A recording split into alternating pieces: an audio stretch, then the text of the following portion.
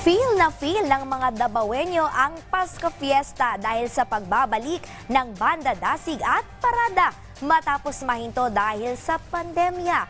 Yan ang ulat ni Regine Lanuza ng PTV Davao Live. Regine? Yes, Clay, no, pagkatapos nga na nangyaring pandemya ay ngayon pa lang ulit isinagawa ng lokal na pamahalaan ng Davao City ang Banda Dasig at Parada sa Pasko dito sa San Pedro Square sa Davao City. Kaya naman ang mga Dabawenyo ay dumagsa talaga, masaksihan lang ang performances ng mga partisipante.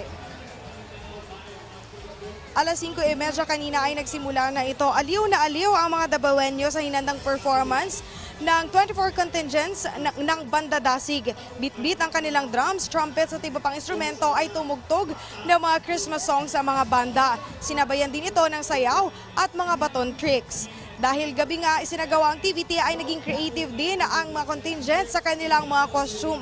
Marami ang naglagay ng mga lights sa kanilang costume para mas maging attractive at mas maganda ang kanilang performance. Siyempre bongga rin ang 13 floats na kasali sa parada sa Pasko. May float na nag-ala Santa Claus na nasakay ng kanyang sleigh na parang namimigay ng regalo. Siyempre hindi rin nawala ang mga float na naglagay ng snowman at Christmas tree. May mga float din na kakaiba dahil gumamit pa ng indigenous materials tulad ng banig, kawayan, nipa, ginit at iba pa. Dahil sa nasabing aktibidad ay dinagsa ng mga Dabawenyo ang San Pedro Square. Sa kabila nito ay handa naman ang security forces sa pagsiguro sa kaligtasan ng lahat. Naka-standby ang ambulance para sa anumang emergency. Maraming kapulisan din ang nag-foot patrol at nag-inspeksyon sa mga taong papasok sa venue.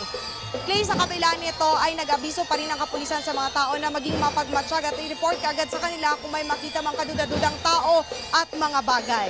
Clay? Maraming salamat sa iyo, Regine Lanuza.